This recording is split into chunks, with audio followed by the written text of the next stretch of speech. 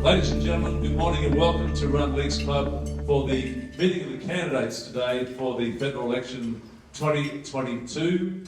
Thank you very much for joining us. If you're watching at home, thank you very much for doing that. We will be very entertained by these wonderful people from Ryan and Dickson in the next half hour or so. We'll have questions from the floor as well. And we're all on time, as you're on time with your busy schedule at home, so we're going to get underway with the Dickson electorate and candidate number one who will be speaking this morning. So number one has been drawn by ballot, and Dickson was chosen by ballot as well before we went to the video. So will candidate number one please take the microphone? And I believe it is, candidate number one is Alina. Alina Ward is representing the United Australia Party. Alina, your 2 minutes starts when you get on your feet and start. Awesome. Morning everybody, my name's Alina Ward, I'm representing the United Australia Party for Dickson.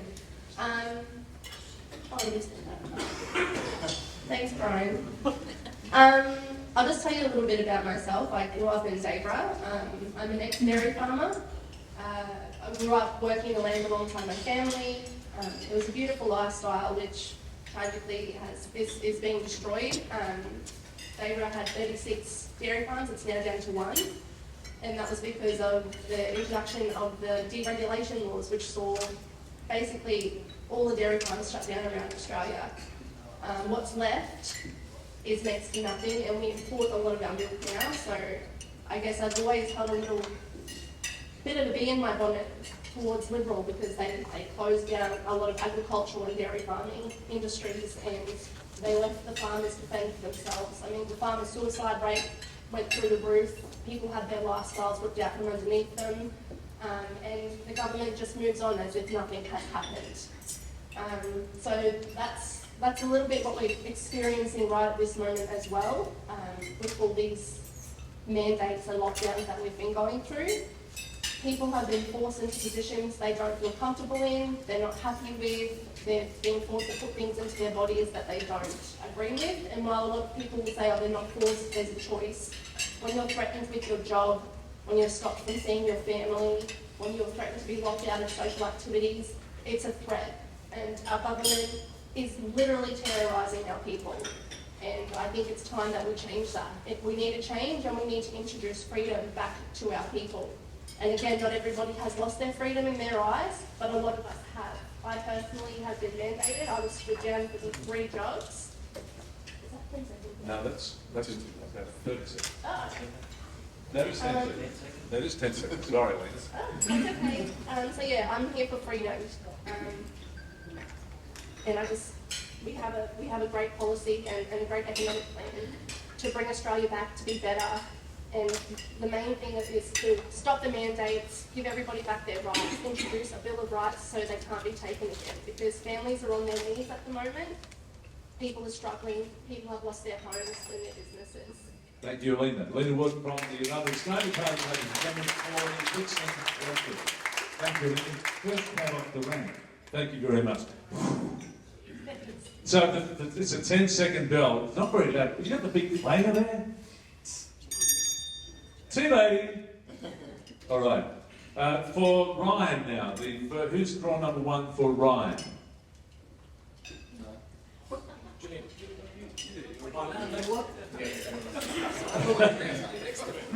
Whoever wants to do it.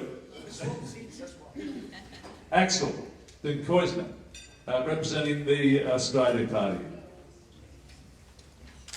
Good morning, everybody. I don't know what you've got. We get organised eventually. So good morning, everybody. And yes, I represent the Australian Federation Party. I'm quite new to this, you will find out soon. But I'm learning the ropes. Originally, I was born in France. Nobody's perfect, okay? I knew you guys. I was naturalised in 1975, thanks to my granddad who moved here. And thanks to the Australia policy, worked on Australia policy in the 50s. He became Australian in 56, gave it to my dad. And when my dad decided to bring me to Australia to meet my granddad for the first time, 1970, got the papers right, and embassy said, well, here's Australia. Far out. So I was given my passport there and discovered the beaches of Sydney, Manly Beach, Moore Street, Curl, Bondi, and it was like a different planet for me, for a little French guy, first child. And there was a beautiful smell that I kept for many years until I came back as a backpacker, and I realised it was Macca. The smell of Australia at the time for me. So, once I came back in 1992, I decided to do something for myself. I thought I was going to stay here 6 months to 1 year, max. 30 years later, I'm still here. Something must have happened. What happened is I fell totally in love with Australia. I think I should have been born here, physically. I loved it so much that I decided to make my home. And I studied IT. I came from a hospitality management background originally, with my hospitality management school in Switzerland. But I decided that was not for me. I realized at the time that my true love was in technology. My true passion was in technology. So I studied at QT, became a data network and cybersecurity engineer, and climbed up the road step by step with state government. Until I decided 7 years ago to create my own business. And here I am. I decided to run this year because, again, enough is enough. I am also the owner of a little small company, and the business has been hit hard by completely silly rules and restrictions. Thank you, Axel. That is it. That's your time. Over time. But beautifully done. Thank you, ladies and gentlemen. Axel and Croydon on the stage for the Thank you. From Dickson, the sitting member for Dickson, the federal electorate, Peter Dutton.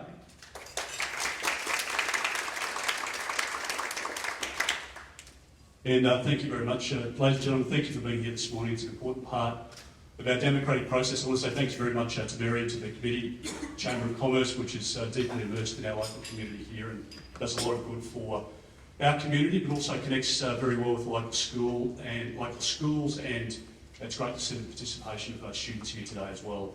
Also, I want to say thank you very much to each of the candidates. It's not easy, particularly with social media, putting your hand up and copying the online abuse and the rest, so the fact that you're here standing up for what you believe in, again, I think should be respected this morning. I have been, as the member of Dickson, very focused for my time in Parliament on what we can do for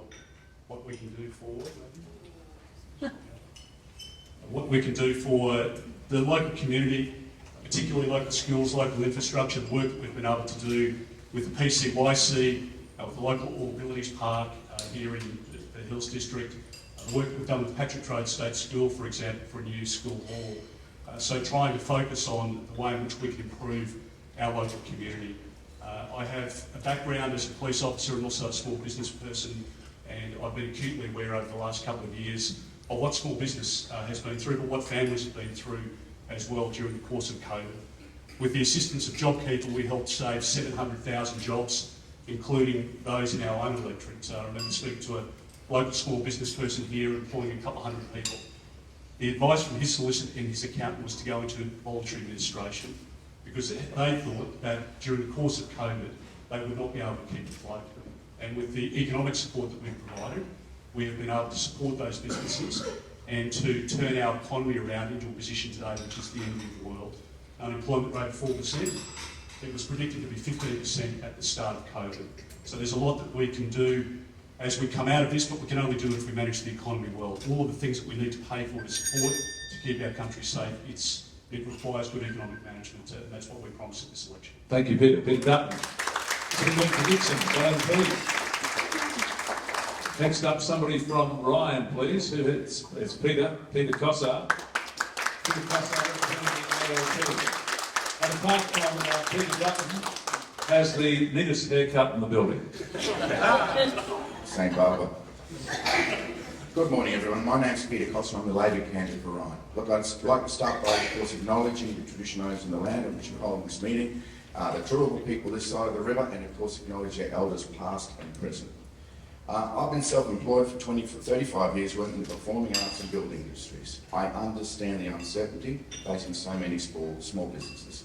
You've been struggling for 2 years with pandemic lockdowns, staff shortages and decreased tourism, only to be hit by devastating floods. Small businesses need certainty. I come from a family that understands hard work.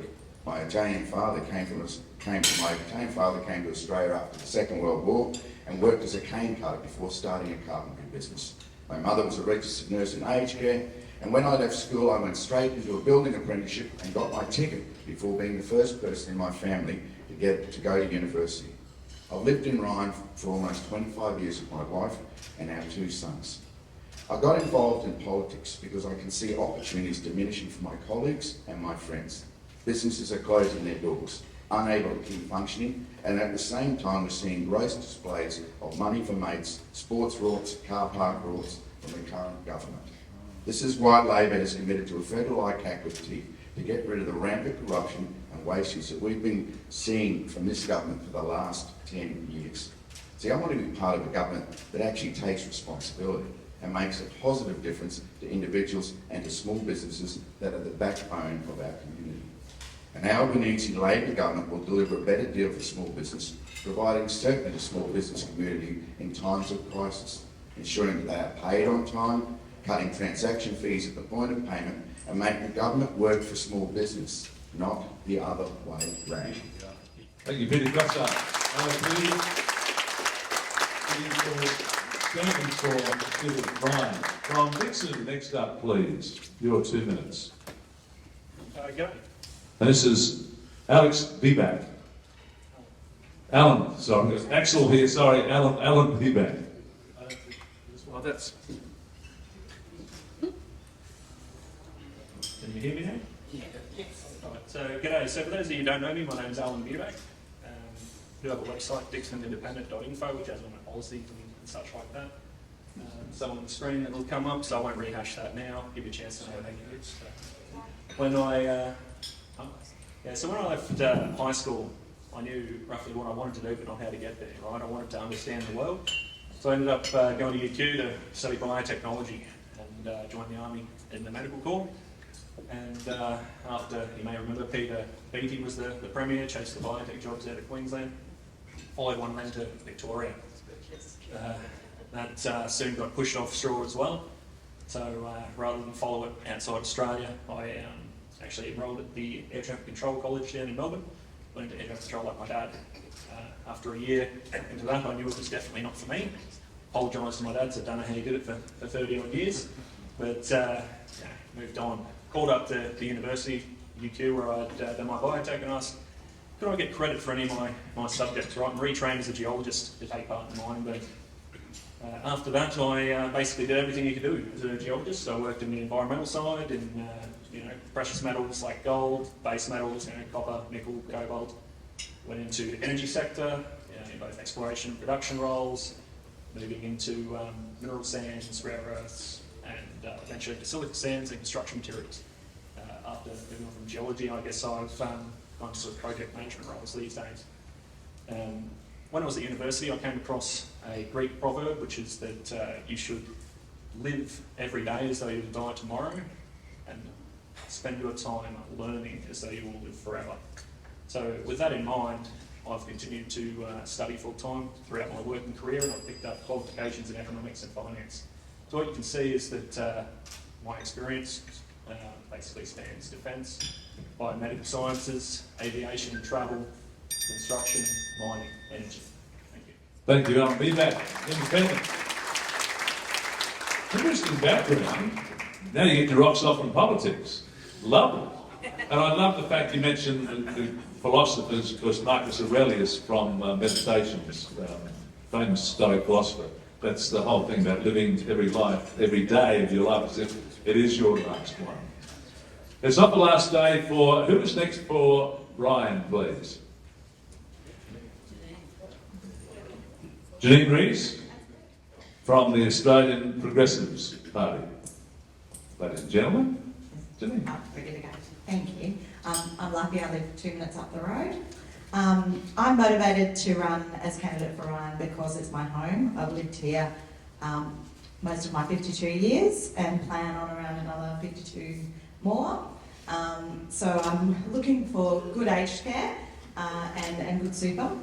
I want a fairer, safer, more equitable Australia.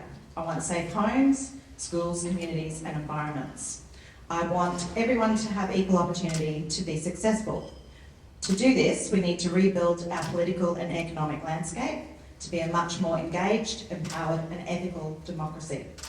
We will do this through a platform with the Australian Progressives built upon evidence, empathy and equality. I went to Mount St Michael's College at Ashgrove, alumni 86. I studied teaching at ACU at Mitchelton. I've taught for a very long time now, primary and high school. I married, we bought our first home in Ashgrove. I taught many years at St Finbarr's at Ashgrove. I have 3 beautiful children. Around the turn of the century, I created a small business with my then husband, a building company. We renovated and built new homes. We built Annie Francis' home as well. My kids went to Mater Dei. I coordinated for many years the Music in the Moonlight fundraiser, community fundraiser there. So I know many of the small businesses here have donated to Music in the Moonlight. I coached my kids' netball teams at the Gap. My son played cricket at the Valleys and rugby at Jeeps, and he's now at Morris College at Ashgrove. So my roots here are very deep. I also left a 30-year domestic violence relationship. Throughout that time, I was a victim of domestic violence. The price of leaving was the loss of my business and my home. I started from scratch, and that's why I'm running. I saw the broken systems that need fixing. Thank you. Thank you, Janine. You feeling like you haven't really done much today when you hear somebody like Janine who's been on the treadmill for 52 years, well and truly. Thank you, Janine. Janine Rees from the Australian Progressives Party. Next up, for the seat of Dickson, it's Tamara. Tamara is representing One Nation. Thank you, Tamara. No? Yes? We're intermittent. So good morning everyone, and a special welcome to the students. It's great to see young people involved in politics. One of the things I've been hearing as I've been walking around is a lot of people don't understand our political system. So, my life. I started my working life in the Royal Australian Navy. From there I went to executive management in Asian disability, followed by the banking sector and also education. I've also had 24 years working in small business, which I started and ran myself in tourism, hospitality, sustainable acreage management, and now retail. So a little bit diverse there. I've lived in a multitude of countries, everything from communist Yugoslavia through to Vanuatu. I've worked in 3 countries, so I bring an understanding of cultural diversity to a representative role. I reside currently in the Sanford Valley, where I've resided for the last 15 odd years, raised my family there, and I also have my business there. What else did I want to tell you about me? I'm involved in community choir and also community yoga, trying to keep myself fit and healthy. Also involved in equestrian sports facilities and compete in dressage. As I have been walking around our community for the last 3 months, what has our community told me? Our community has told me that they're concerned about their right to earn a living, they're concerned about affordable, reliable power, they're concerned about, more recently, very concerned about inflation and the cost of the weekly grocery shop, they're concerned about sovereignty, and that one's come up really in the last 2 months. National sovereignty has been a real concern to them. Obviously, we've had many members of our community affected by government rules and regulations, and that has divided our society, and we need to make sure that we get that division out of our society and we get all people back to work. Is that 10 seconds? That's the final bell That is for the you. final. Well, that was a nice way to finish. And that is, thank you very much for having me here today. And I'm glad that you came out of those positions as well this morning. Can you give me some tips on doing a handstand push-up? Yeah, don't do it with a dicky shoulder. Oh, right, okay, maybe that's too late. That's how I got a dicky shoulder in the first place. Try it. And what's the song you're learning in the community choir at the moment? Well, I've had to take a little break from community choir whilst I... Did your voice break? No, I have an EF crack actually in my voice, but I have everything from musical, South Pacific, up to opera. So. I love it already. Tamara Gibson, ladies and gentlemen, representing One Nation. That wasn't part of Tamara's time, by the way. I was interested. I thought you might be. That's what it doesn't matter. Ryan, who's up for Ryan? Elizabeth Watson Brown, representing the Greens. Ladies and gentlemen, give it up for Elizabeth Watson Brown. And good morning, I'm Elizabeth Watson Brown and I'm really honoured to be a Greens candidate for Ryan. Firstly, I would like to acknowledge, as others have, that we meet on land stolen from the First Nations people who never ceded the sovereignty, and we pay our respects to their elders, past, present and emerging. I'm a long-term Ryan local. It's where I've spent most of my life, where I've studied and taught at the University of Queensland, where I built up my professional architectural business, raised my children and my grandchildren are here. And Ryan is very special. I think you all know that. Our mix of natural bushland, suburbs and high density inner urban areas represents a real slice of Australia, presenting both special challenges and I think opportunities. So as an architect, I'm especially interested in the functioning of our urban and natural environments and how designing the best balance there can support people and communities better. My own career has focused on sustainable design, greening our cities, urban resilience, accessibility and social equity. So a real through line there to Greens policies. I believe that no one in Australia should be without a roof over their head in a country with Australia's wealth, and that well-designed housing for all serves our community and our society. I was inspired to run as your Greens candidate as I felt I just couldn't sit by any longer, watching the future I felt being stolen from all of our children and grandchildren, not just my own. And I think Ryan has remarkable opportunities. We've got the people and the ideas to make a huge contribution to the advancement of Australia. Starting with taking real urgent action on climate change, we've all felt that very recently, building a clean economy fit for the future, making housing affordable, that's critical, and extending to all the outstanding education and health resources which so many Ryan residents can contribute. And what we're doing is very important, as I've always said to my students and staff about challenging problems. We're building the infrastructure of the lives that we share. Thank you. Thank you, Elizabeth Watson Brown, Green, as an architect drawing a red line in the sand in Ryan. Thank you, Elizabeth Watson Brown. Next up, we have Ali France, who is a contender for the seat of Dickson, representing the ALP. I think it might be right, Ali. Morning everyone, my name is Amy France, I'm Labor's candidate for Dickson.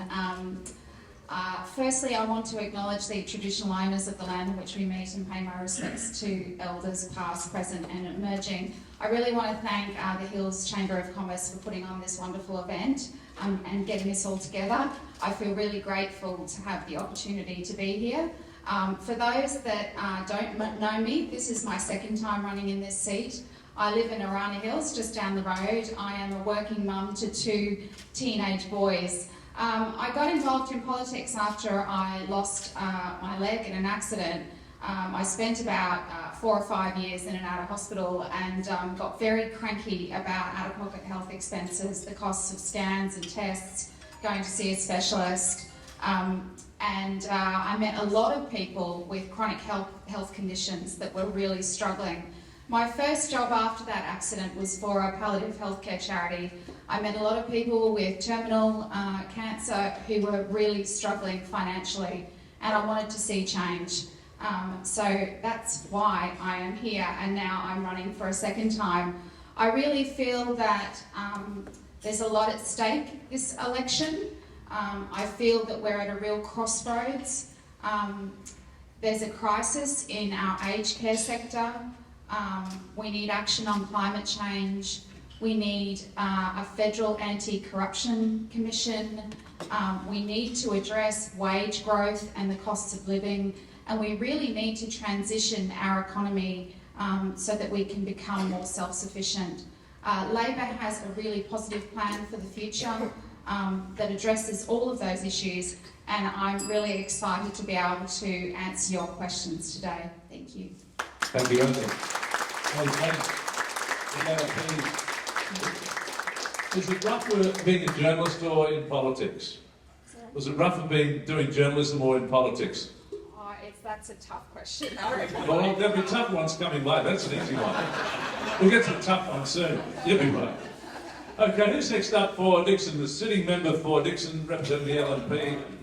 I'm sorry, Ryan. Whose side am I on? I'm impartial. Gillian Simmons. Thanks very much. Thank you. Thanks very much, Ian, and thank you. Good morning to you all. Thank you for being here today. I grew up working in my mum and dad's small business, so I know how precious your time is, so thank you for giving it up for us. I'm Julian Simmons. I'm the current federal member for Ryan. I've had the pleasure of working with many of you in this room over the last couple of years. I grew up in Ryan. I've lived my whole life there. I'm raising my young kids there as well. And before I was in federal government, I was in local government. I spent almost 10 years in the Brisbane City Council.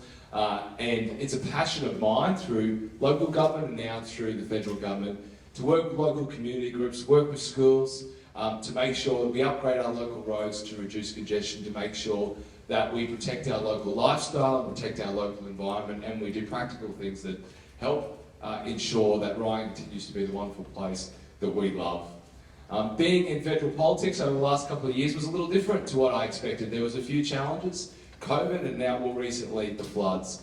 But in all cases, we moved quickly to support people. When we closed the borders early in the pandemic, we saved lives. When we put out JobKeeper, we saved small businesses and we saved livelihoods. And now during the recent flood, I've been out there supporting residents to rebuild, and we've got almost $1 billion out the door already to Queensland residents, and a lot of that support came from our local ADF personnel as well. I've worked locally to try and improve our area. We have the upgraded Ferny Grove Park and Ride that's happening at the moment in conjunction with that development, so we can take traffic off Sanford Road. We're supporting our ADF personnel at Enoggera with better equipment.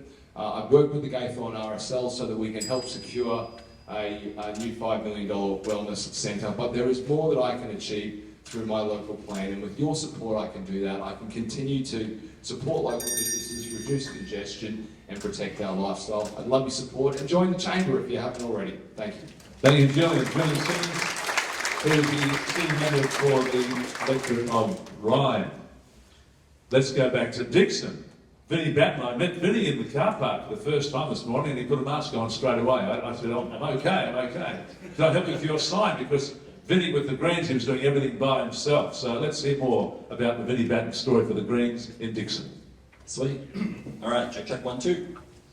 Hey everyone, my name's Vinnie and I'm running as the Greens candidate for Dickson this federal election. I'm a 26-year-old environmental scientist, renting in Dayborough and working from home, operating my small business in audio-visual conferencing, connecting people all across the globe. I grew up in rural New South Wales near Lismore, and was born with a congenital disability that made me aware from a very young age of the importance of strong public services like Medicare. It gives people an opportunity to reach their potential despite their surrounding circumstances. I'm running because I believe the federal government has let us down on policies that help out the average Aussie. You can see this in the recent LNP government budget, which spends more time focusing on short-term solutions that benefit the mega wealthy, I'm talking billionaires here, not mum and dad investors, and the corporations that donate to their election war chests. We deserve better, and that's why I'm running with the Greens. We need strong action on the climate crisis by investing in making Australia a renewable energy superpower, transitioning from coal and gas to prevent us going over 1.5 degrees warming, and preventing more devastating and more frequent bushfires and floods, like the ones that just hit our region and my hometown of Lismore so hard. We need to tackle the housing and rental crisis of skyrocketing prices with well-designed public housing and rent increase caps. We need to get dental and mental health into Medicare. And we need to establish a strong federal ICAC to clamp down on the corruption and rorts we've become numb to constantly hearing about. The time has come to move on from 9 years of this LNP government and put the Greens in balance of power to keep the next government accountable on the issues that are important to our community. We need representation that prioritises evidence-based policy for long-term solutions, doesn't take millions in donations from the same massive corporations government's meant to regulate, and is focused on building a better future for all of us. Thank you. Thank you, Vinny. Bit about the Greens and Dickson. Must be hard as a sitting member from Ryan or Dickson to sit here and suddenly think about, geez, I'd like to have a reply right now. Politics, I'm reminded of a quote I saw recently about politicians having two faces. Abraham Lincoln said, if I've got two faces, why would I be using the one I've got? Damien Curry has a lovely face and demeanour, and Damien is the final cab off the rank for the Liberal Democrats in the seat of Dickson at this morning's forum. Damien Curry. Thank you, Ian. That's Ryan. Brian, that's right. I might left or right hand. Thank you, Damien. Ladies and gentlemen, this election presents a great opportunity. 1/3 of Australians say they're going to vote for a minor party, and that number is growing. And now you have a sensible pro-business alternative minor party to vote for, the Liberal Democrats, or Lib Dems. We're a party born of experienced business and community leaders, fed up with the status quo, who want this great nation to reach its full potential. I was a senior reporter and news presenter at Channel 10, 4BC and Triple M Brisbane. For the past 2 decades, I've worked across the Asia-Pacific region as a communications expert in crisis management. Good crisis management involves building community trust. It does not involve crushing people's spirit with dictatorial rules. It involves treating citizens like adults, not children.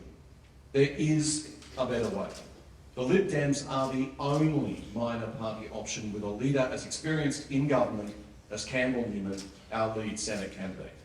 Campbell paid the ultimate political price for trying to keep government small. And now we see he was right all along. Queensland has a bigger public service than WA, South Australia and the Northern Territory combined. And $120 billion in unprecedented state debt. Federal debt is nearing $1 trillion. The China threat is real and looming. Inflation and high interest rates are coming. Put me, Damien Curry and Campbell Newman in Parliament. We are the party that will stand up to over-regulation and red tape. We are the party that will fight for small business and smaller government and lower taxes, and we will stand against the nonsense of identity politics and entitlement that represents not compassion and kindness, as Labor and the Greens pretend, but division and erosion of the history and institutions that made Australia prosper. And without that prosperity, there could be no Medicare, aged care, community housing or environmental protection, the stuff that is truly compassionate people we all care about. Thank you. Thank you, Damien Curry. Nice soundbite. You must have blazed the trail for me at Triple M and 4BC. We never crossed paths in media. What did we? You avoided us in Triple M when you were at B105 thrashing us. Well, you know, it was just one of those things. I got lucky. We have one more candidate for the seat of Dickson. On the far end, we have Thor Prohaska, who is standing as an independent in this election on May 20. Thank you, Thor. Ladies and gentlemen, Thor Prohaska.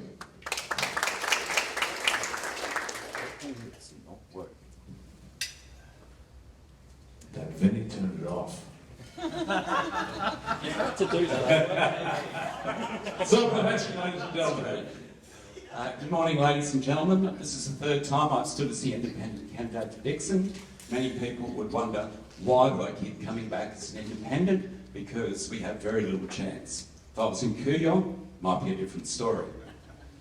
Now, I believe that your elected representative should represent what you and the majority in the electorate want, not what they or their party or the donors or their mates want. However, as Arthur Tresby, the Liberal member for Griffith, about 70 years ago, who was a constitutional analyst, identified that once a candidate becomes a member, it is the voters' responsibility to inform them, and he used the mechanism of a will letter, to inform their elected member of how they want them to vote in Parliament. Now, it's a devilishly difficult thing to do, to determine in real time what the electorate wants. Now, I have solved that problem, and I've founded the Dickson representatives to trial it here in Dickson to see if we can make it practical reality. Now, it's all well and good to have a mechanism that allows what the people want.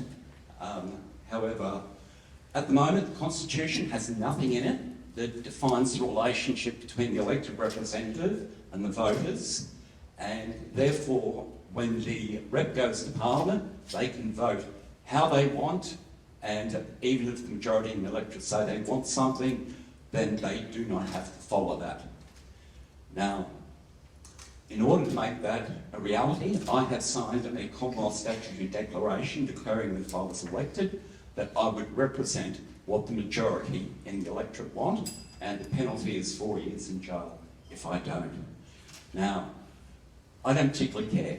The member should legally represent what the majority want, and I don't care if it's Peter. I will vote for you, Peter, and I will put you number one on my how to vote card if you go into a legal arrangement with the voters of Dickson. Thank you, ladies and gentlemen. Thank you, Thor. Enjoy your time doing porridge. Won't happen. Ladies and gentlemen, could you please thank once again the 2-minute exponents for Dickson, Thor, Vinnie, Ali, Tamara, Alan, Peter and Alina. And from the wonderful people of Ryan, we have Axel, Peter, Janine, Elizabeth, Julian and Damien. Would you please thank them all for their time this morning. Thank you at home watching this wonderful video with riveting stuff. It's now the audience's chance to deliver their questions to a member or members of our panel this morning. I want you to state your name and who you're directing your question to, please. If we can keep the questions down to 30 seconds, and our panel will have a minute, and you'll get the bells as well, and the whistles, to answer the question. Your name, please, sir, and who you're directing your question to. Hi, I'm Alan Chenoweth from Barton. I'm directing my question to... And please up on the microphone, Alan. Sorry. Directing my question to both Peter Costa and Julian Simmons.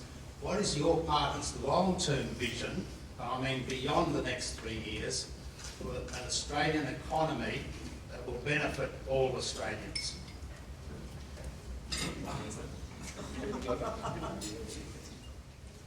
Peter's going first. So our party's aspiration, well, our party believes in bringing back manufacturing in this country. We've seen it decimated in the last 25 years, and I know that a plan to reconstruct it or bring back our manufacturing is absolutely vital to us. We've seen through COVID how decimated we were by not having manufacturing in this country and a decent supply chain. So that's one, I think, major priority. The other one, of course, I think, is to make sure that we actually have sustainable jobs leading into the future. So our Powering Australia plan will make sure that we have what has been independently assessed and will create 600,000 jobs. And along with our manufacturing plan, 5 out of every 6 of those jobs will be in regional centres. See, we have opportunities here. And what I've seen in the last 10 years, oh, it's a minute's very short.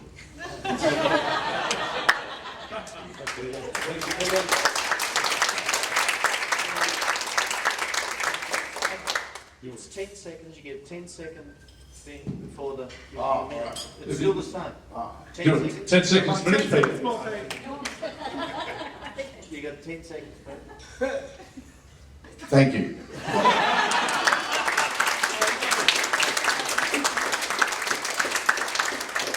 Julian.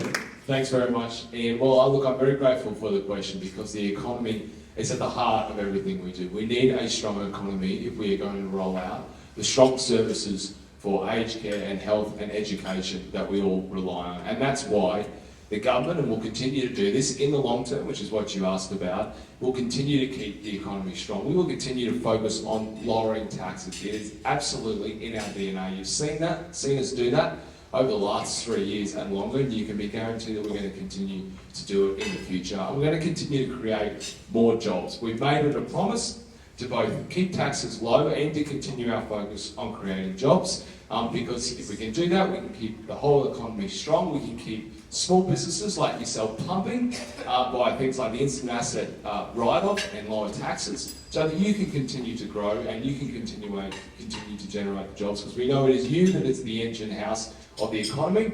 And so when we get the big ideas like the NBN and the NDIS, we can make sure that we can fund those important services that are important to our local community. Thank you, Julian. Peter, I hope that answered your questions. Yes, sir, your name and to whom you're addressing your question. My name's Hugo. Thanks to all the candidates for coming out today. My question is for Julian. Your government failed to deliver an election promise or even debate legislation for a federal ICAC. And you can't blame Labor because you need to, especially after promising, bring it to Parliament. Richard Archer crossed the floor on this issue. You've never crossed the floor for your electorate. Always voting with the likes of Barnaby Joyce. Do you promise again to deliver a federal ICAC, but this time with the appropriate powers to stamp out corruption, or should I vote for someone else on this issue?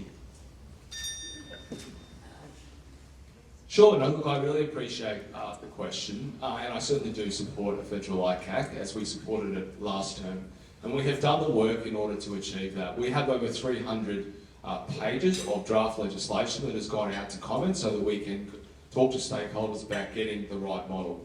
But a federal ICAC has to survive the short-term politics of a 3-year election cycle.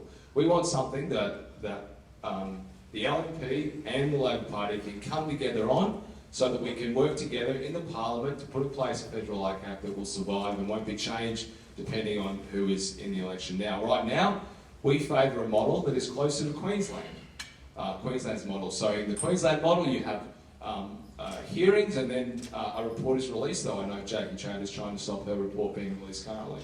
Whereas in New South Wales, you see very public hearings, and as the moment a charge is made, there's public hearings, and that can destroy people's careers overnight. So that's what we're arguing about.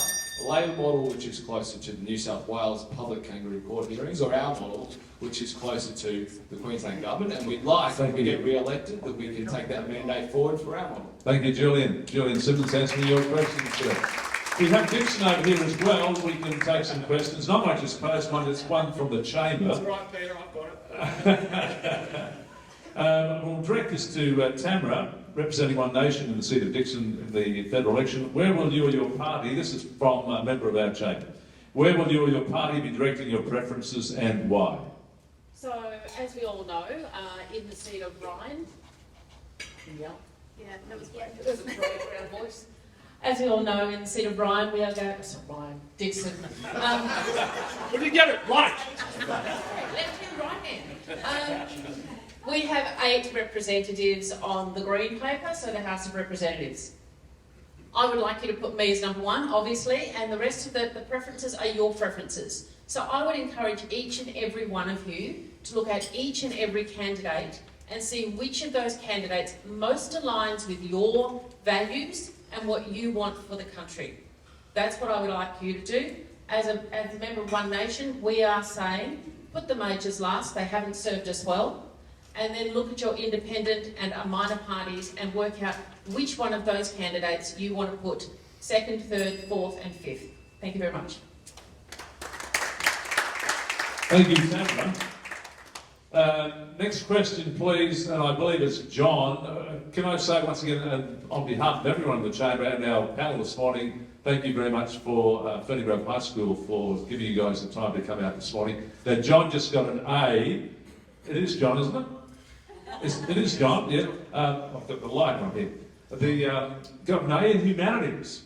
And he would love to, and he does a bit of art stuff as well. So, John, your question's going to be brilliant, I know, and he has ambitions one day to be sitting up here on a panel as a politician. I said, why? John, your question then to whom you're delivering it. My question is to Julian Simmons and Peter Dutton. I found articles published by The Guardian post that private schools throughout Australia are receiving up to $3,338 in handouts per student compared to $703 for public students. Whilst the education is primarily the responsibility of state governments, do you have any plans to provide state schools with more equal funding within your respective electorates? Thank you, John. We'll go to Peter Dutton first. John, thank you very much. As Julian pointed out before, the first point is that we can't pay for education, and we're increasing funding in education to the states. We're unable to pay for the NDIS without a strong economy. We're unable to pay for public hospitals, unable to pay for the local infrastructure that we need without a strong economy. So the first thing we need to do is to be able to run a strong economy so that we've got the funding and the finances to be able to support your school and many others. As you point out, the State Department of Education here in Queensland has responsibility for state schools, primary and secondary. We provide funding, an increased amount each year to the state governments, in this case Queensland, and we want that money spent wisely within schools. In private schools, parents make a contribution by way of their fees, and there is a differential, obviously, in the way in which you would want that treated as opposed to the way that we treat it. So our judgment is that if parents are making a sacrifice and making a contribution, that should be in addition to the funding that we're providing. Thank you, Peter. Julian. Thanks very much, and I'll just add briefly to what the Minister said. Obviously, we have significantly increased funding to the Queensland Government for state schools, for education, and that's because we do have a strong economy. So if not enough of that funding is flowing through to the students on the ground, well, that is something that we want to make sure is happening with the Queensland Government, but we also strongly support the freedom of families to make the choices that is best for their family. And that means we want to support all educational institutions because families will make their own choices about whether the state school system or the Catholic education system or the independent school system is best for their families. And when it comes to my belief in government is that we should be facilitating those choices that families make for themselves and for their own kids. Thank you, Julian. Julian Simmons. John, I hope that answers your question. Thank you very much. Thumbs up, John. Politician.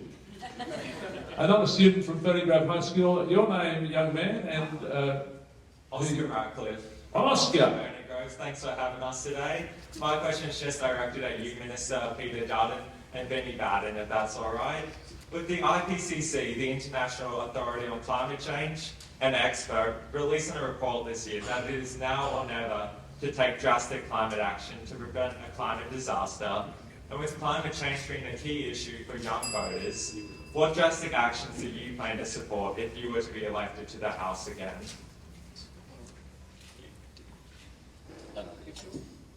We'll go Vinny first. Yeah, thanks very much. So I am an environmental scientist, not a climate scientist specifically, but an environmental scientist. And for sure, my biggest passion in getting involved in politics is to represent Australians and young people, particularly in facing the climate crisis head on.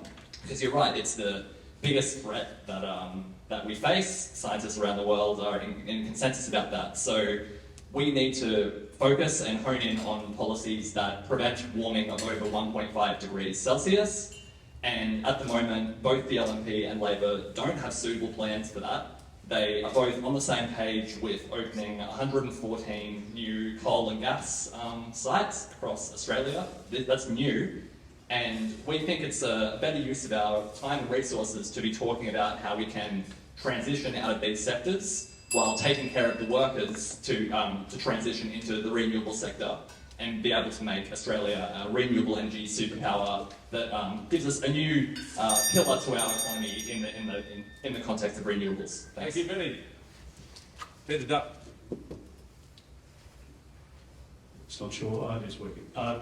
Oscar, thank you for your question. It's a very important issue. All of us agree on the need for climate change action to be transitioning into sustainable energy sources. The point of difference we might have is the trajectory, if you like. So the government's committed to a program which we're meeting milestones on, and we'll continue to do that. I think your argument is that we should get there more rapidly.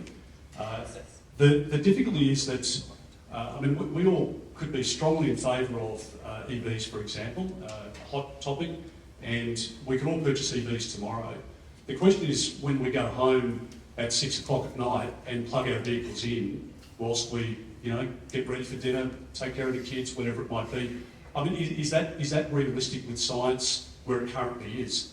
I don't think it is. That's the problem. So we need to be realistic about the load on the grid, because the grid would not cope with that if there was a mandate for everybody to have an EV, which would be part of your plan.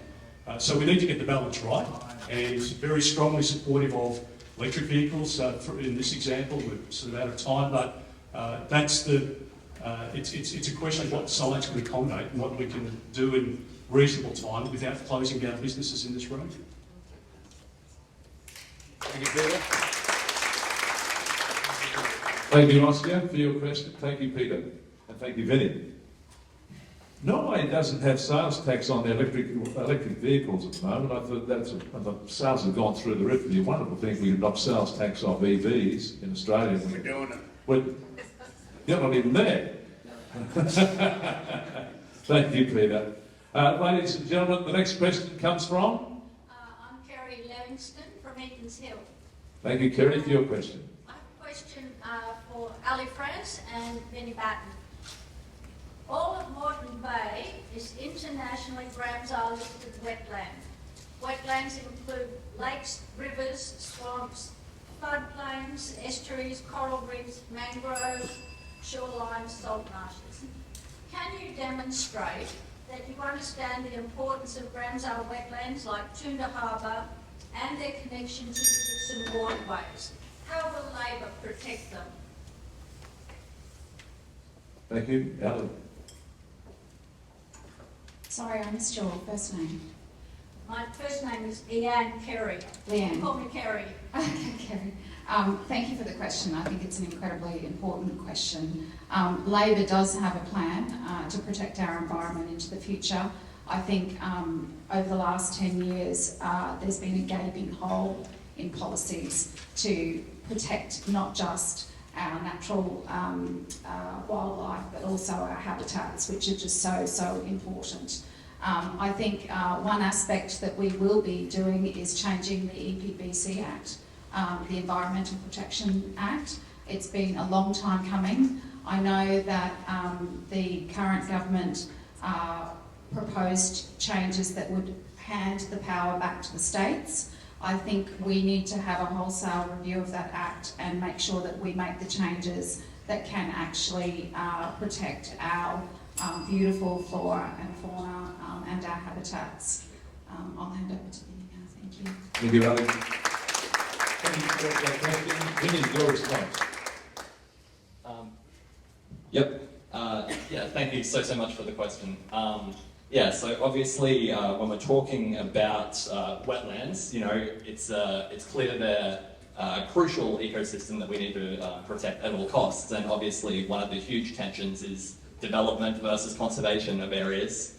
But when we're talking about areas like wetland and, you know, the contribution that they have as far as a sink for carbon dioxide, and the types of species that can only exist in those areas, you know, we need to be protecting them above at all costs, I believe. So I think that, factoring in the fact that they are an ecosystem that houses so many unique species and is such a sink for carbon, I think that we must get that balance right. And I also definitely support Haley's approach on that.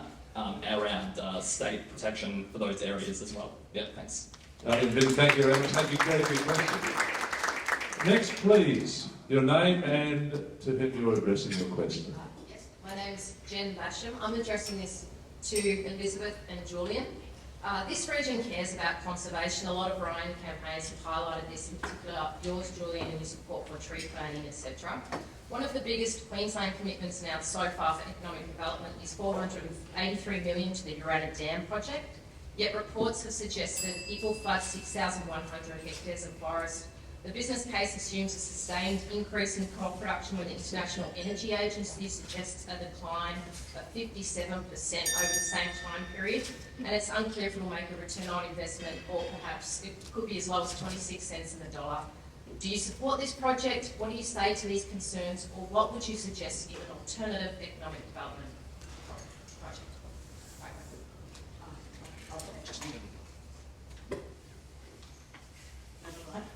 Thanks for that. Yeah, ready now? Thank you.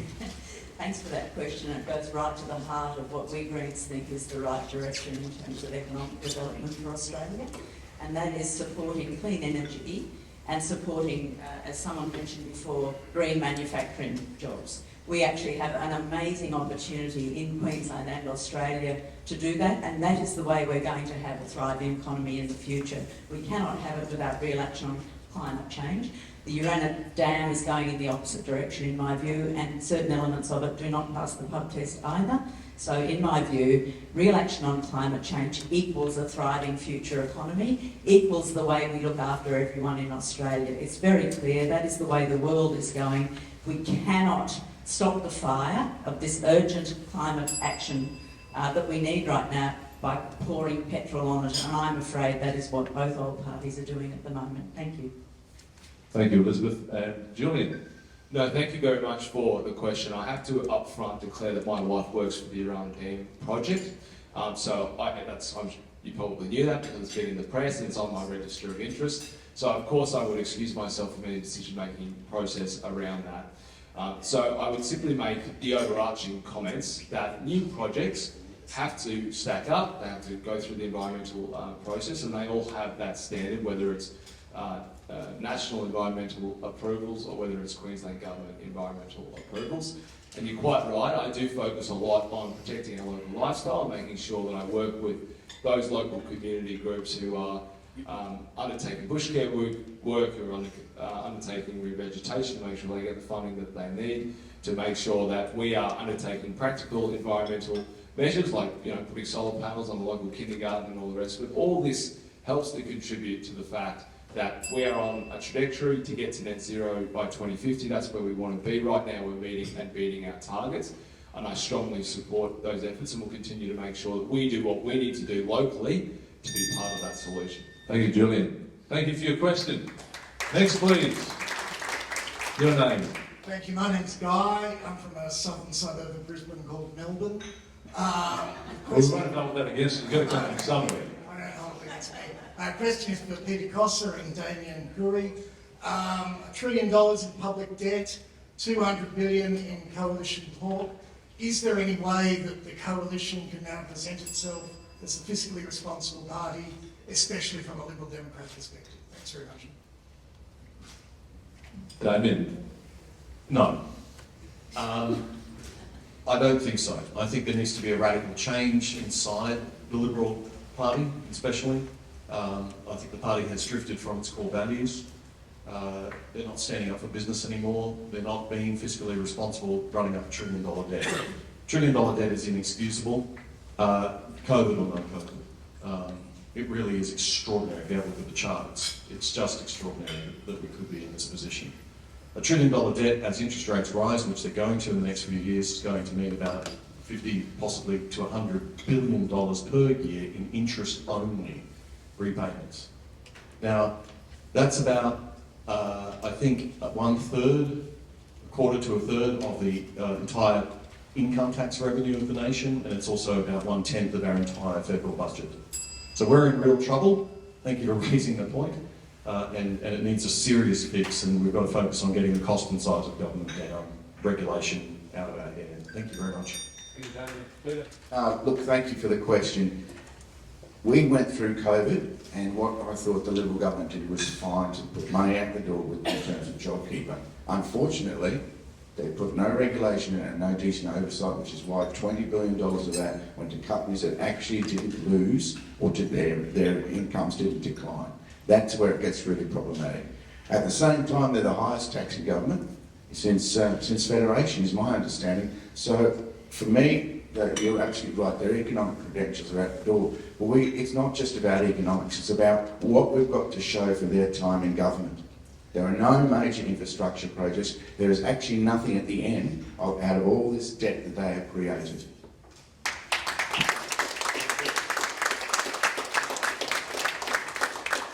Thank you, Peter. Next question, please. Good morning. Thank you, Guy.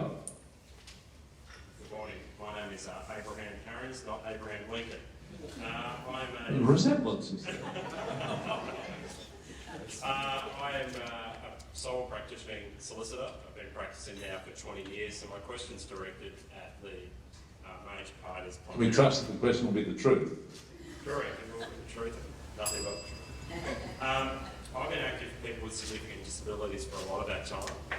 I'm often coming across with my clients and their families 2 issues they find with NDIS. The first being the complicated assessment process for funding, which often results in overfunding for things they don't need, underfunding for those that they do. The second is the rorting by the service providers.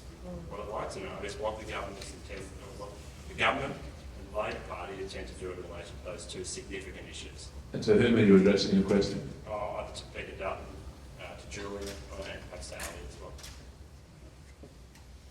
well. Adrian, thanks for your question. I mean, the important point to make about the NDIS is that numbers have ramped up very dramatically, as you would have seen if that's your area of practice. So there are 517,000 people on the NDIS at the moment, which is up from 277,000 just in March of 2019. So in terms of the scale and the scope, and there is a lot of pressure from within the community for more conditions to be recognised, more people to come within the scope of the NDIS. So you point out a very real issue, that is how do we keep NDIS sustainable, how do we make sure that we provide support to those who are most in need and not over-service those in cases that you've pointed out.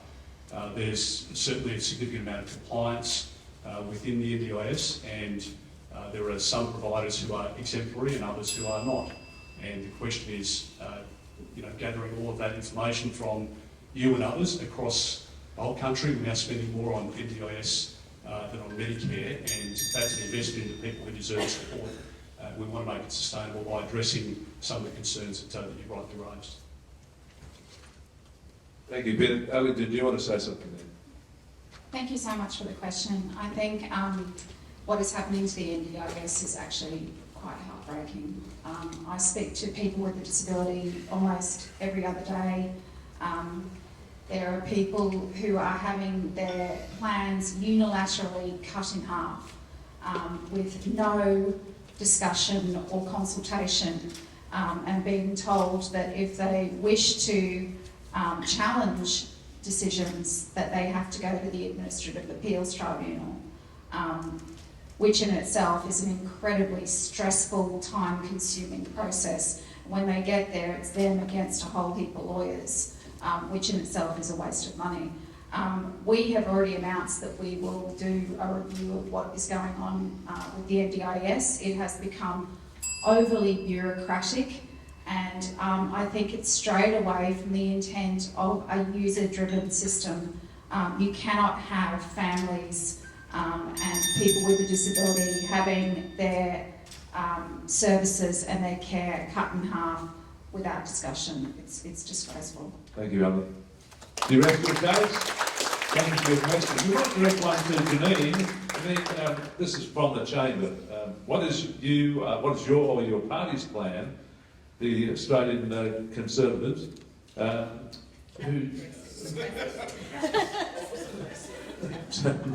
progressives, sorry, who don't wish to be vaccinated to return to work, especially teachers and healthcare staff? Do you have and healthcare staff? I'm a teacher. Teaching and education has forever changed since the pandemic. We learned a lot of new skills, and we found that we were all very resilient. We've heard that word often, the students are amazing. So when we're looking at jobs of the future, we've got creative, collaborative, communicative, beautiful people coming through. So we're investing. We need to invest in our future. Nursing as well. We saw teachers and nurses are the frontline workers. We need to address the pay gap. It's highly gendered work. It's traditionally women's work. So we need to look at that. But I think we're heading back into the normal day-to-day that we've had, but things have forever changed. So it's a new world and an exciting world. Thanks. Thank you, Janine. Thank you, Janine. I'll just pose the same question to Alina. And Alina, your thoughts on, I'll repeat the question for you from the floor. What is your plan or your party's plan to allow people who don't wish to be vaccinated to return to work, especially teachers and healthcare staff? Awesome, thank you. So our plan is to basically end the mandates and let everybody back to work. I mean, what are we up to? Our fourth shot now? Yeah? This week. I haven't had one. Gotcha. Honestly, 4 shots. Israel's up to their 8th and 9th shot. They're not working. I mean, and you can still spread it if you have it. Why are you keeping people out of the healthcare industry when you have 6-hour waits in emergency departments and people are dying? They're not getting the care that they need, but you have a whole sideline of like people that have been sidelined, ready to go back to work. It needs to end, and we will, if we get in, we will be introducing a Bill of Rights where you can't be dictated to about what you put in your body. Because when you mandate medicine, that is a death sentence to some people. Everybody has different genetic dispositions. We are not all the same. You cannot blanket mandate medicines into people's bodies.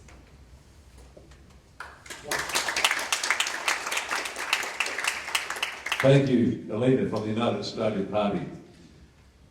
I was vaccinated for the 4th time and I'm not working. Or is it not working? No, right, no, I'm not, I haven't got, no, I haven't got, there's a lot of people have had it and it's on the go. My 98-year-old mum, who's in an aged care facility, got it last week and sharp as a tack and nothing wrong with her hearing. Pardon? But she loved to boast that I never felt more than just having a head cold. 98 years. Your question, please, sir, and who you're addressing it to. Hi, my name's Ash, and my question's directed to Ali. Ali, what would you do to make sure that our strong border protection policies that we have now stay in place? And if Peter would care to respond after that. Ali? As we've said, hello. Sorry. As we've said many times, and I think Halbo outlined at the recent debate, we support boat turnbacks and offshore processing, the same as the LNP does. Thank you, Peter. Yeah, absolutely, but there is a marked difference.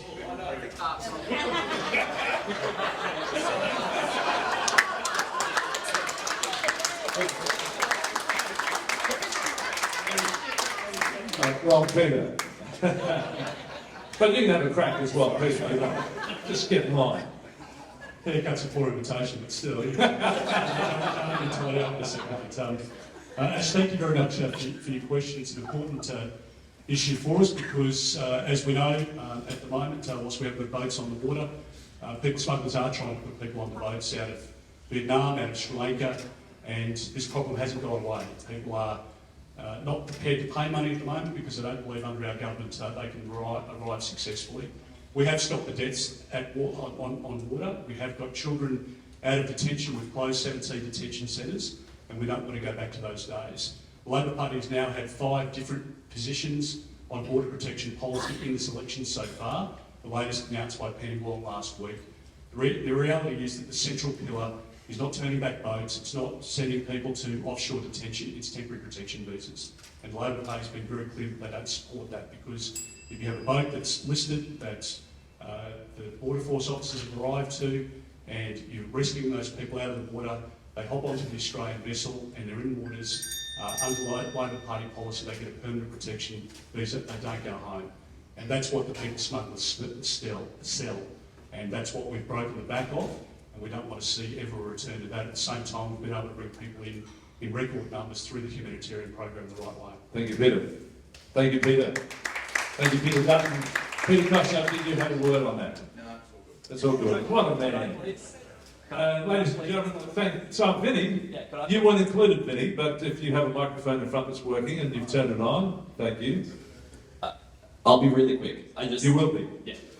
So, we are at current, breaching our agreement as a country on human rights by the way that we are treating refugees. Thank you.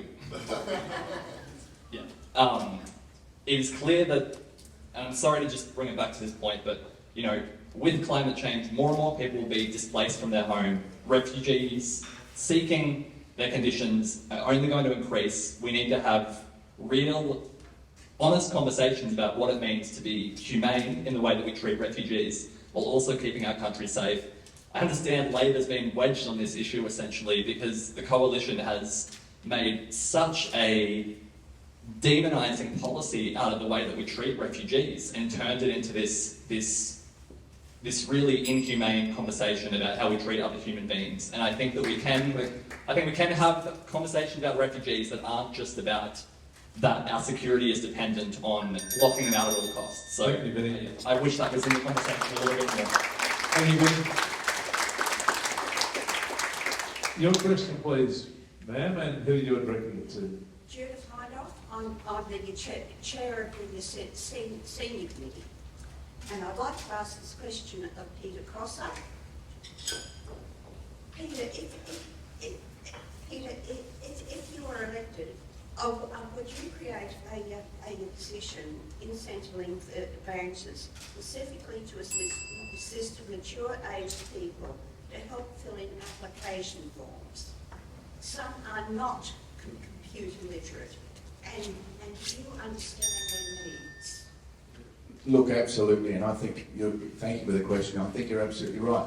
Within Centrelink at the moment, we do not have the public service or skills or ability to actually help people, and we've seen the same thing across the NDOs, which is why it's not working.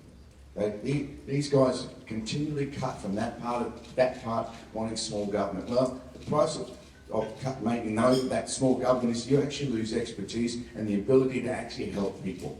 You know, I lost mum in aged care last year, and that system is so under threat. She was in a really good aged care facility, but still they were understaffed and there was no registered nurse on.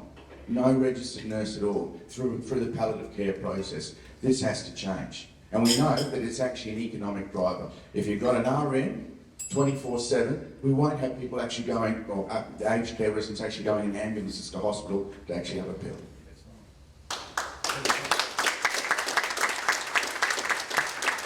Thank you, Mayor. Thank you, Judith, for your question. Yes, please. Lynette Finch, Gurney Hills. I'd like the Labor Party and the Green response to my question. And because we're doing quite well with time, if Peter Dutton got a chance to reply to, that'd be great. It's on live export. So I don't know what the Labor Party's policy this time is in relation to live export, so I'd like some clarification of that. And I'd also like to know what's going on with the wind-back of the summer sheep export ban. Sorry. The last part of your question. What's going on with the wind-back of the summer sheep export ban? And you're directing your question to? I'd like a Labor Party and a Green response. Okay. Ali?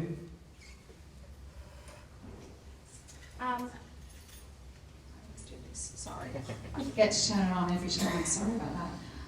Thank you for your question. I know that some of the news items a couple of years ago were really distressing for people looking at those live export, the way in which animals were treated in transporting them overseas. We haven't announced a policy as yet on live exports, so I'd have to go away and check in on that for you, so sorry about that, but I understand that it's an issue for a lot of people. And Elizabeth to respond as well. Hi there, yeah. The Greens are against live exports, that's all I need to say about that. Yeah. And you can check the details of it, and I would say this to everyone to do this, to go to greens.org. We've got very comprehensive policy outlines on our website, and you can drill down to any of the policies that you're interested in, and they're very clearly set out and easy to access. Thank you. Thank you, Elizabeth. Thank you for your question. Next question, was that, you have another one? Could Peter respond? Peter has a response? Oh, Vinny has a response? We have a response from Elizabeth. Vinny. Yeah, just quickly, just to kind of tie it all in, I definitely wish we were having more conversations about, animal rights, I suppose, because, it's clear that we have a huge agricultural sector within our country. That's not going to change. And I think that it's good to have honest conversations about what it means to have animal rights as a priority without necessarily looking to demonise or take away from our agricultural sector. So I think live export has underpinned a good conversation, that people do care about animal rights, but obviously it's should be framed in a way that's meant to demonise our farmers who do important work for our country. So I'll hand over to Peter on that note, I suppose. Yeah. A couple of points.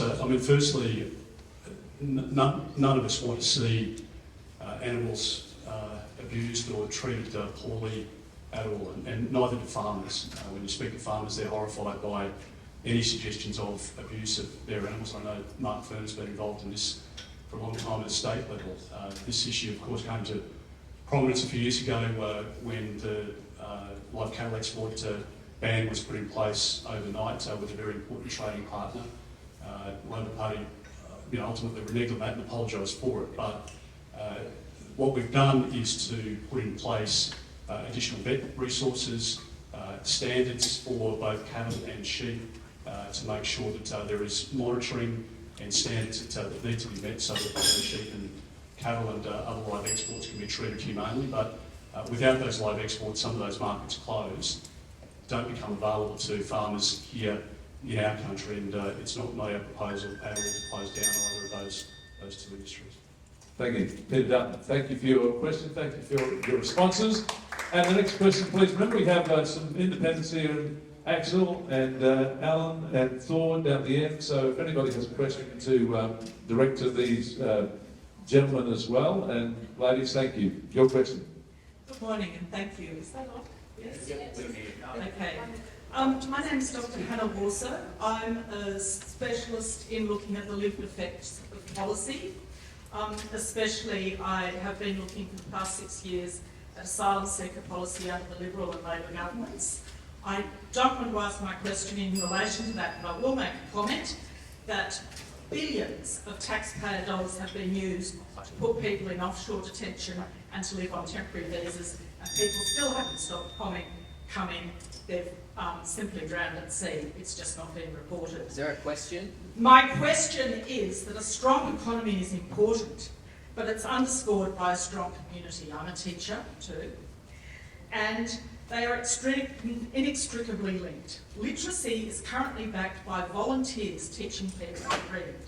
My question is to the Labor candidates and the Liberal candidates on both sides of Dickson and Ryan. How are they going to help education be improved in our society when you don't have a choice, as Julian Simmons said, we had a choice about where we had to send our children? Is this question coming out in book form? No, that's it. How do we get our children to have a decent education when they don't have a choice? Thank you, ma'am. Peter. Well, we had a very, very extensive plan last November, a few elections ago, called Gonski. Needs-based funding for education. Now, it didn't get up. It didn't get up. Each of the states started to take their own little bits out of it. I think we need to go back to a model like that. Needs-based funding for education in this country. Now, we've lost, around 40,000 places, 40,000 teaching jobs within the university sector. The university sector is inaccessible to a lot of people, especially with the new fee restructures away from humanities. I did a humanities degree. Surprise, surprise. I actually lost teaching work because of the way that fee restructure happened. And I know that young people are now paying 40,000 plus to get an arts degree in this country, and those are the issues that are really important to people. We're actually going to add $20,000 to university places to start with, and I think we need to look at a needs-based funding model for education. Thank you, Peter Gossard. Julian Simmons, question. Thank you very much, Doctor, for your question. I'm not sure what you mean by the fact that people don't have choice. They do have choice. Families in our area have the opportunity to send their kids to very good state schools, to very good Catholic schools, and very good independent schools if they want. But the economy and education are inextricably linked. That is the reason we have been able to increase funding for education so significantly during our time in government, because we have had the settings in place for a strong economy, because we have had the settings in place that have allowed small businesses like yours to grow and prosper, and that increases the tax base and that allows us to pay for these increases in education. And I want all taxpayers, all parents, to be able to have government support for the schooling choices that they make in the best interest of their families. Thank you very much, Julian. And thank you for your question. Would you, Axel just has a couple of responses on some recent questions as well. Thank you. Yes. Those are excellent questions indeed, and the Australian Federation Party is a consultative party, so it's based on what people want, not just once every 3 or 4 years for elections, but ongoing, continuously. Now, I've heard some issues that have been raised about climate change. We want to focus on mitigation. I mean, climate change, it seems to be involving a lot of problems. One of them is the pollution that we are fighting every day through our lives. I mean, just let's take an example, the masks that people have been using for the last year or so. That corresponds to billions of masks that have been literally loitering the planet. So mitigating these kind of issues rather than just trying to change the planet, because we don't have this kind of power, right? I mean, we're looking at the CO2x, a bit more than that. So this kind of issue actually needs to be mitigated, not just dealt with a sledgehammer. Thank you very much. Excellent. Next question, please. I have a quick announcement. Can everybody please use the QR codes and give us feedback? They're on the tag. This one here. There's only 5 questions. Please give us some feedback, what you think of it this morning, and add that in. Get the handstands over there. Good luck with that one, and for me as well. Yes, please, sir, your question and whom you're addressing. Thank you. My name's Ross McComb. My question is for Alina Ward. Alina, in your introduction, you mentioned the deregulation of the dairy industry. Given this occurred under John Howard's LNP government when your leader, Clive Palmer, was a light member of the LNP, how does your party now plan to change this? Look, I'm not going to lie. Obviously, Clive has been with the LNP for a long time. But people have the ability to change their minds, and when you can see that injustice is being done to people and to agriculture and to your country, you have the right to change your mind and jump ship. That is called evolving, and that is a really important part of politics. And unfortunately, a lot of politicians that we see haven't evolved and don't evolve and are still doing the same thing. I mean, he's jumped on a ship of freedom and he's supporting people, Australians. Like, he's Australia for Australians. I mean, he's actually quite patriotic, regardless of what you think of him. But I mean, people love to do a good character assassination of him, but I mean, if you're going to do that, do it to all of them. And he doesn't even make the top 10 when you do a character assassination of our party leaders. Thank you, Alina. He does a pretty good assassinating himself, actually. I'd love to see him jump in ship. Big tilt. Alan has a couple of thoughts to one of our independents in the seat of Dickson. Alan. Did you want a question? Yeah. Well, I'll give you one from the floor, from the chamber. Now that we're in the recovery phase of COVID-19, what would your plans be to repay the debt that the government has incurred? Is this thing on? Yes, you hear me? So the economic numbers actually that the LNP put out, they're actually pretty good. And if you compare them to previous governments, right, which that's not the hardest one, we'll compare it to John Howard, right, when Howard left office, unemployment was about 4.5%, now it's 4%, right, so better. But, participation rate, for instance, labor participation rate, that is, was 65% back then, 66% now. So with these numbers stacking up pretty good, why do so many people, I guess, in the middle and working classes feel like their goals are getting away from it, right? So the debt that's coming on, that the government's taken on, where I don't see that actually as being the proximal cause, right? That a couple of years ago, the government,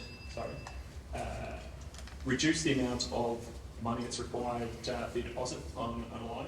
So this has actually multiplied the fractional reserve banking system, right? So instead of being 6 times multiplied for cash, it's now 20 times, right? And so this huge amount of inflation that's come from that rather than the government debt is what's driving up the prices and the cost of living. So my plan would, it's basically eliminating some of the nuisance taxes. I do go through this in extensive detail on my website, dicksonindependent.info. And this increases the prosperity, which brings in more tax revenue to the government in the form of company taxes and individual taxes as well as earning more money. Thank you for your response. Thank you. I'll be back independent for Dickson. Yes, sir, your question, please. My name is Richard Langford from the Romero Centre, which is an asylum seeker support centre at Duttons Park. My question is for Damien. As I've moved through the community, both business and wider community, there have been many people who have expressed their deep concern about the destitution, the homelessness and the mental health issues that asylum seeker people face while living in our community waiting for their assessment. My question is for you, when you talk about compassion, how would you see that we could be more compassionate to these people who are already traumatised, to be able to at least give them some quality of life while their assessment's being done? Thank you. Yes. In relation to the asylum seekers, the question comes back to the technicals of the legality of their being here. But while they're here, we've got to ensure that they're not treated like prisoners. So I do have, I'm not an expert in the field in the area, I'm sorry, but I would look into it very carefully if I was elected, because I do have some concerns about how that's perceived overseas, as well as just humanitarian concerns, obviously, about treating people properly. Obviously, the philosophy of my party is to reduce the size of government. That doesn't mean that we reduce the size of supporting community services. It means that we believe that the community itself will manage more efficiently those community services. So we would be involved in the process of funding organisations that know what they're doing, rather than having massive government departments. We've seen what happened with the NDIS is blown out now. It's just, it would be better if the government supports education and supports these social services with, by allowing the community organisations who know what they're doing and facilitating organisation rather than trying to run things themselves. Thank you. That's our focus. Thanks, Mark. Thank you for your question. Yes, please, the next question, and does anyone have a question for Thor and or please as well? Feel free to throw one or jump on the end of the queue. Thank you very much. Van, your question, please. Hi, my name is Jill Warren. I'm a manager at a local community centre called Dickson, just located in Middleton.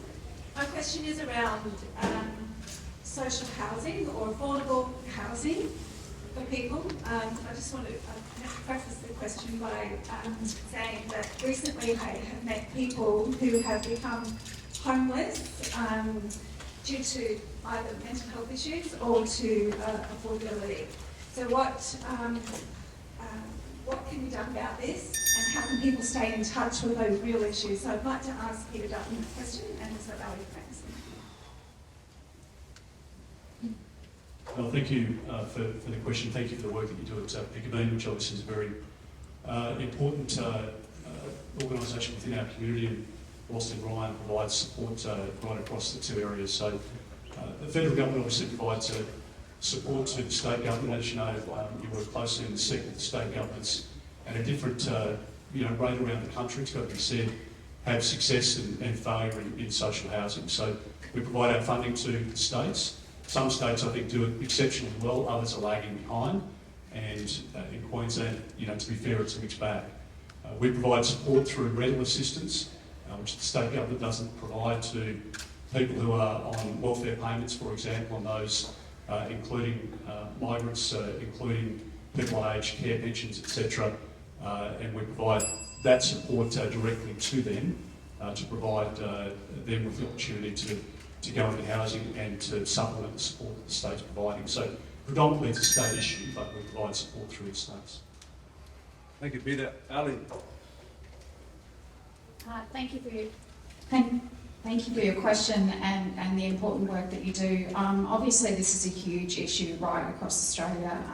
We're hearing more and more of people, women and children fleeing domestic violence who can't find places to go and are staying in dangerous situations. I think women over the age of 50 are the fastest growing homelessness group across Australia.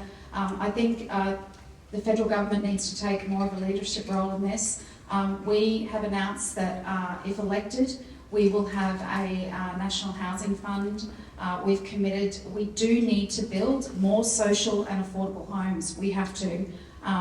We have committed to building 20,000 more social housing, including 4,000 homes for women and children victims of domestic violence, and also 10,000 for affordable homes for frontline workers.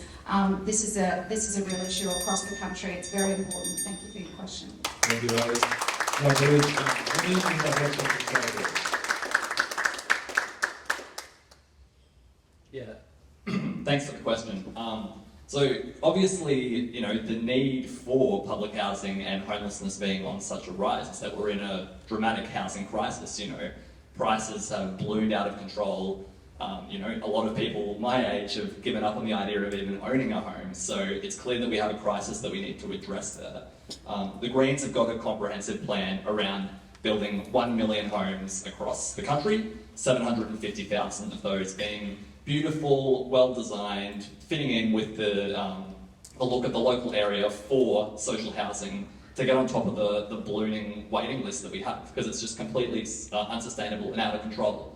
But it is a broader, it fits in a broader context of these ballooning housing prices and the fact that we're treating housing as a commodity above, you know, somewhere to live first and foremost. So we want to keep conversations around negative gearing on the agenda.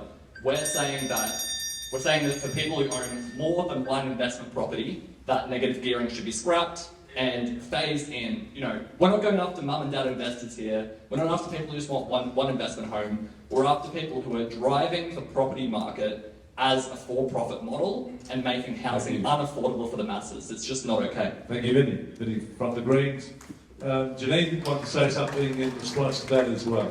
Thanks. Thank you, Jill. I'm one of those statistics. I was made homeless through domestic violence, and I was a homeowner for 26 years. I had a degree, I had a small business.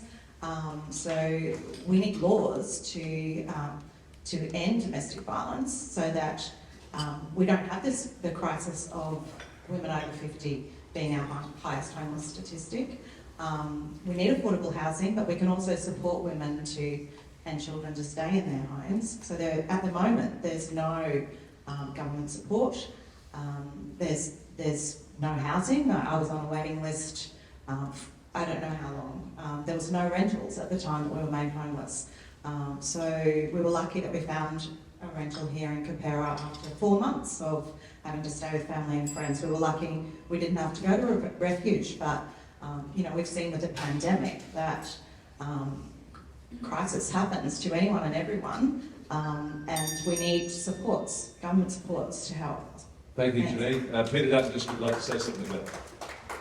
Thanks, Ian. I just wanted to add to my answer before, just given that domestic violence element's been introduced into the conversation.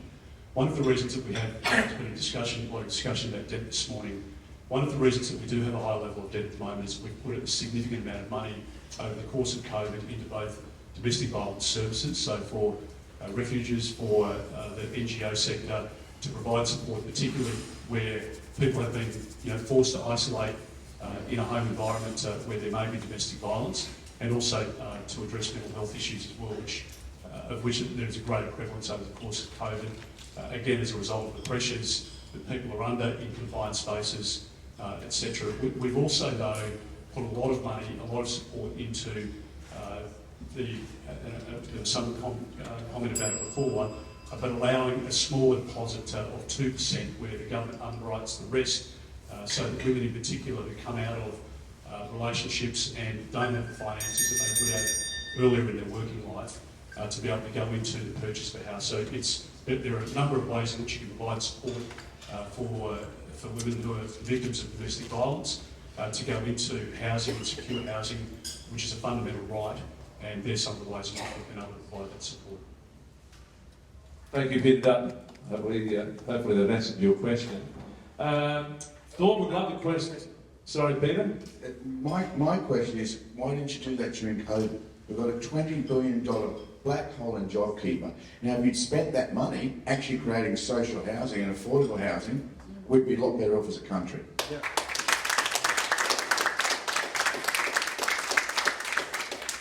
Well, with respect, Peter, it's an issue that's above politics, I might say, and there's bipartisan support from the federal parliament on the work that we've done. And we've worked very closely with the states and territories, as you know, during the course of COVID. It's been exacerbated during the course of COVID.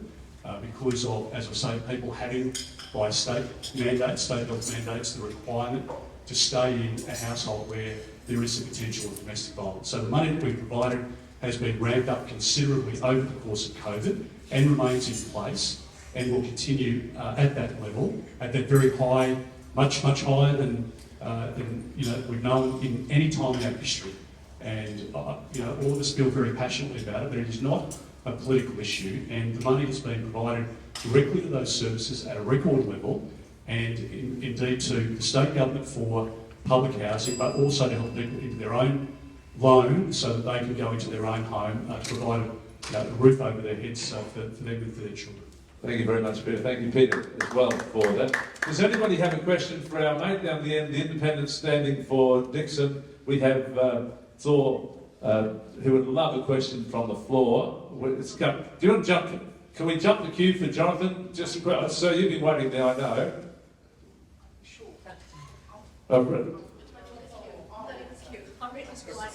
Barry's ready to wind up. That gentleman's been waiting a while, but Thor's been waiting also. So, Jonathan, your question, please, to Thor. Hi. As you stated earlier, you believe that local members should represent their electorates rather than the interests of a political party. To what significance do you think political parties interfere with the representation of Australians in federal parliament, and how will your plan help to change this? Thor Pascal, your response, please. Thanks for the question. Again, going back to Arthur Tresby, 70 years ago, he was a constitutional analyst. He determined that the political party's role was to identify people who were suitable to be members of parliament and to put them forward for the voters. Once they had chosen the representative, the political party's role ended there. How would we do this? Well, basically, we're going to develop a network of community reps, because most people do not have the time, inclination, or capacity to be involved coming up to an informed decision on the bill. So we wish there's 108,000 people in this electorate. We want to crowdsource the expertise of people that used to work in fields, have a passion, have an interest, and out of that, we will get a consensus on a bill. And that bell has just pulled me off. You got 10 seconds. That's the answer. Thank you very much. Thank you, John, for your question. Question from the man with the Peaky Blinders cap on. We thank you very much, sir, for your fashion statement this morning. And your question is directed to whom? Grant Amy and Alina Ward and Mr. Dunn. What's your name, please? Grant Amy. Grant, thank you, Grant. I want to talk about foreign ownership of the ports, of Australian ports. Foreign ownership of Australian ports. Where does Clive keep his big yacht? Alina, please. I'm not a professional or on the case, but I do know that Clive, well, not even Clive, our party doesn't support foreign ownership of ports, just because then they have control over our resources and they can control when they can and can't come to us, and that is how communism starts. So, we're all for local owned, Australian manufactured, Australian everything. So, look what's happening right now. We're selling out our country, essentially. We've been sold out to China. They've got an airstrip in Western Australia, and they can bring things in and out without telling us. They have full power to do what they want. That's scary. That's people that live under communist rule that are able to bring things in and out of our country and do things that we can't see. It's not transparent. There is no transparency in this government. There's so much going on in the background that they're hiding from us, and it's just foreign ownership of ports and anywhere really allows that. I know that, Peter, that comes across your portfolio. Minister Dutton, your thoughts on that? I suspect the comment relates specifically to Darwin Port. The government's announced that we've got a review underway, which has been commissioned by the National Security Committee to look at the ownership arrangements in relation to the Darwin Port. The options are that there are conditions attached to the ownership, there's divestment of that asset or a continuation of the current ownership. Let's make this general point. We have a very important trading relationship with China. We want the relationship with China to be normalised. We want nothing more than peace in our region, and we have to be realistic about what we're seeing in the Ukraine, what we're seeing in the Indo-Pacific with the foreign interference in our own country and in other countries in our region. So it's a very real issue. If there was a proposal to purchase support by a Chinese state-owned enterprise or one affiliated that was made to the government today, there's no doubt in my mind that that wouldn't be approved. But that doesn't mean that foreign investment into our country is a bad thing.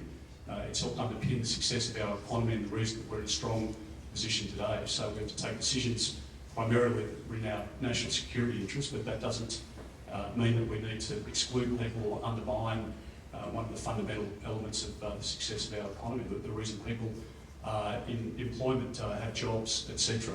We're a trading nation, we're a small nation of 25 million people, and we have to continue to trade. As Clive, I mean, with all due respect, I didn't understand the answer before, but I mean, Clive has made his billions of dollars off the back of exporting minerals out of this country into China and elsewhere, and the royalties have come back to support schools and education systems and all the things we've spoken about before. Thank you, Peter. Tamara Gibson for One Nation in Dickson. Thank you for that question. Is that on? Yes, thank you. Infrastructure investment is really important in this country. Foreign investment is really important in this country. Foreign ownership is not the same thing. If you go to many other countries around the world, you cannot buy a home. You can invest in a country. If you look at Malaysia, I think you're not allowed to own more than 49% of something. So you don't have a controlling interest. With due respect, Mr Dutton, it was the Liberal Party that leased out the Port of Darwin. So to have a review is all well and good, but it was your decision to do that. Our view is that water resources, major infrastructure, specifically strategic infrastructure, needs to stay in the hands of Australian-owned companies. Major interests, things that are going to impact on our ability for sustainability and defence need to stay in the Australian hands. Foreign investment is fine, foreign ownership, not so much. Thanks very much. Thank you, Tamara. One Nation, Dickson. A question from the chamber to Ali for Dickson, ALP. What infrastructure building and other practical initiatives do you support to help in dealing with natural disasters, fire, flood, drought, cyclones, etc.? And how will you work to implement the changes that you feel are necessary to be able to cope in a country with all of those elements? Thank you for the question. I think this microphone doesn't like me. Then he keeps turning it off. I've got a point. Thank you for the question. I think what we've seen over the last few years in terms of floods and fires and natural disasters has really demonstrated the need for mitigation and the need to be spending more money on flood mitigation, but also fire mitigation. I think what we've seen over the last 3 years, we've seen the government sit on top of a $4 billion fund that has just effectively earned interest. We could have been spending that money on flood mitigation and on helping people in the communities impacted by fire. We've made a commitment in terms of a disaster recovery fund, and we will make sure we will get out the door $200 million a year on flood mitigation and also supports in terms of disaster recovery. Thank you very much, Ali, for your response to the question from the chamber. From Cleveland High School, your name and your question, please. I'm Jasmine Munis, I'm from Burnie. So it's recently been brought to my attention that people in non-traditional relationships and families, so same-sex partners and multiple parents, they struggle in the property market because they struggle to get home loans. This has happened in my family recently. Does anyone, I'm addressing this particularly to Peter Dutton and Ali France, but anyone else who has some information on this, how are you going to combat this? How are you going to allow for non-traditional families, which are a growing population, how are you going to allow for them to get the home loans they deserve? We just heard from Ali and Peter a fair bit, so we might go down to somebody from Ryan to respond to this. Julian, would you like to respond to that?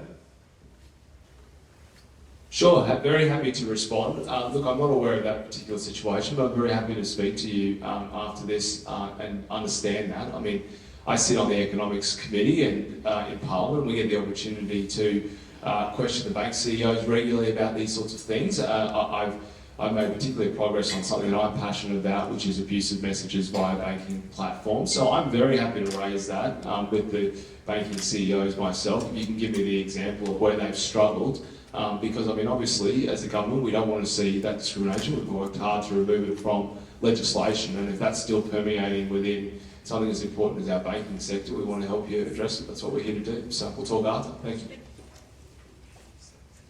Thank you, Johnny. Thank you for the Fernie question. And do we have time for a couple more? Godfather, all things chamber. 2 more, and then the President to wind up, please. I wasn't addressing the question to you, Brian. I was just the mayor. Yes, please. Your question and your name. I'm Sue Wibbert, I'm parish priest at Inverpilly. I have a question for the Vine candidates, particularly for Julian and Peter and Elizabeth. The Centre for Public Integrity has reported that $1 billion has been donated to political parties between 1999 and 2020 without the source being known. We're aware of different amounts of spending on political campaigns with figures, say that Clive Palmer was spending figures up to 70 million in this campaign. I speak to people who are very concerned about the impact of this spending on democracy, and I'd love to ask for your opinions on how you perceive this as a threat to democracy or the future of our democratic process with political donations. Peter Scott.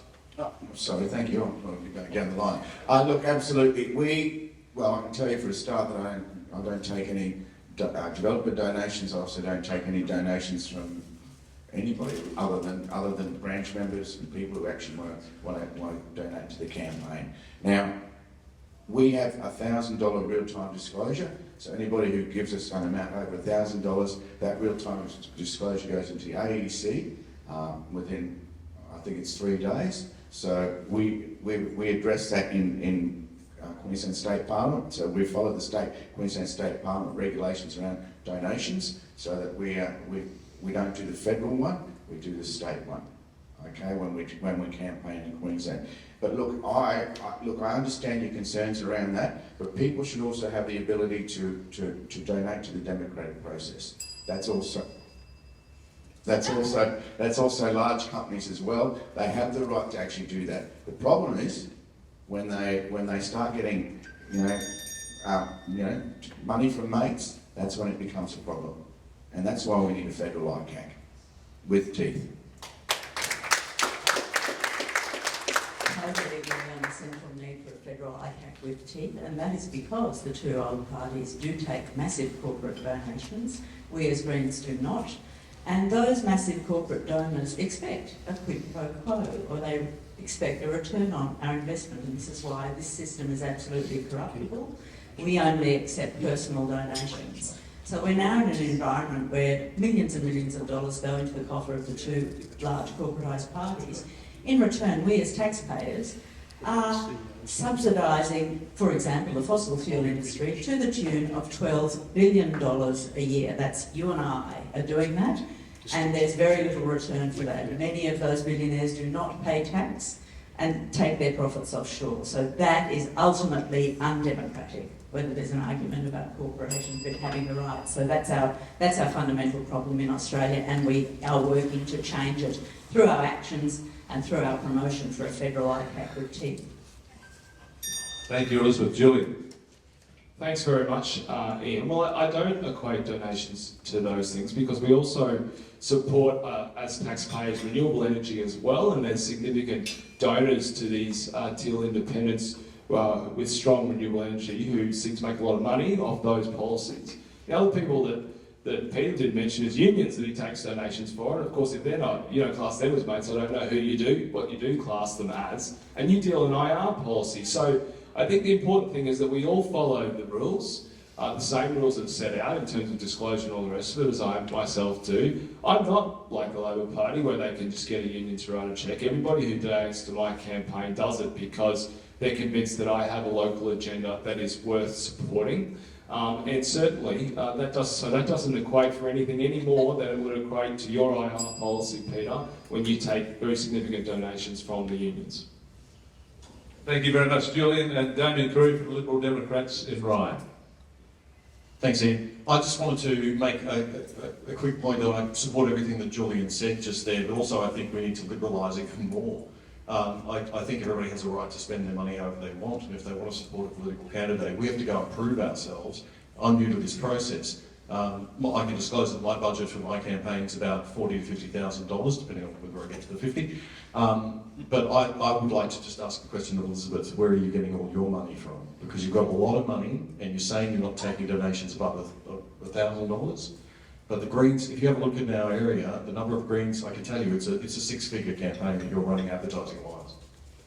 It's not quite six figures, but we have actually got donations from people who are keen to make the radical change and the immediate change that we need.